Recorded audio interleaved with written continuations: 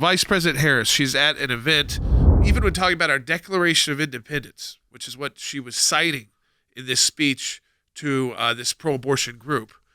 And notice what she leaves out. America is a promise.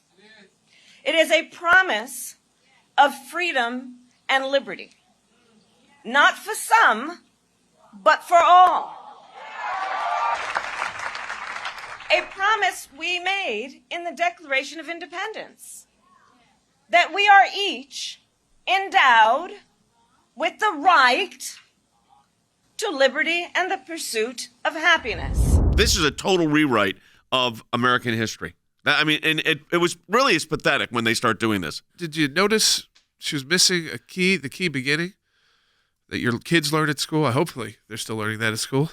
Life, liberty, and the pursuit of happiness. Let me read She's it. afraid to say life in front of a group of pro-abortion activists. I thought it wasn't a human life that they were destroying. So let's go through what she said. First of all, she totally misquotes the Declaration of Independence.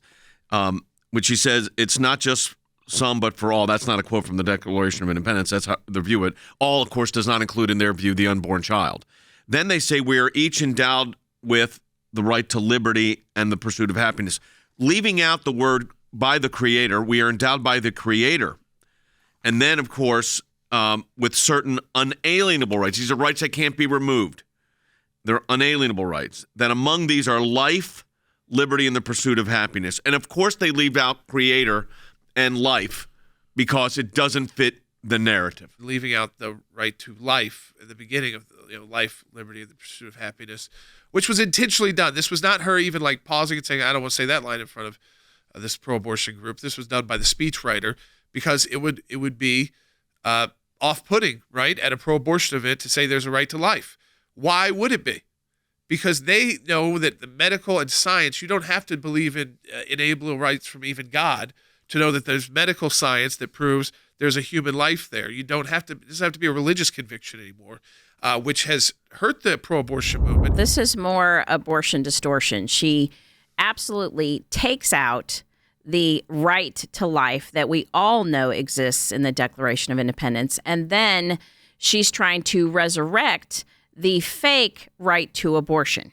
And once again, the right to abortion, which the Supreme Court has rightly said is not a constitutional right, it's not a fundamental right under our Constitution, a right to be protected, she resurrects that as the premier right while destroying the right to life. And of course, because it doesn't fit the abortion distortion narrative. It starts with, which it makes sense, that among your unalienable God-given rights are the right to life, which of course she eliminates there because, are you kidding me? It's the last thing you want to stay at a Roe versus Wade function.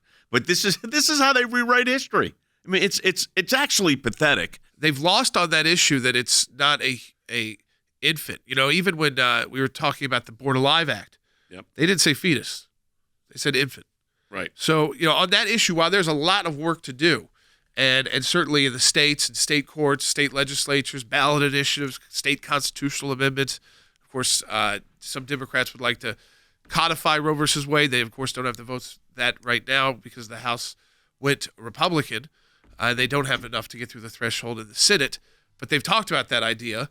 And we have a lot of work to do left on life because Roe versus Wade opened up an entirely new battlefield, which was taking it out of the Washington, D.C. and the courts and putting it in your state institutions.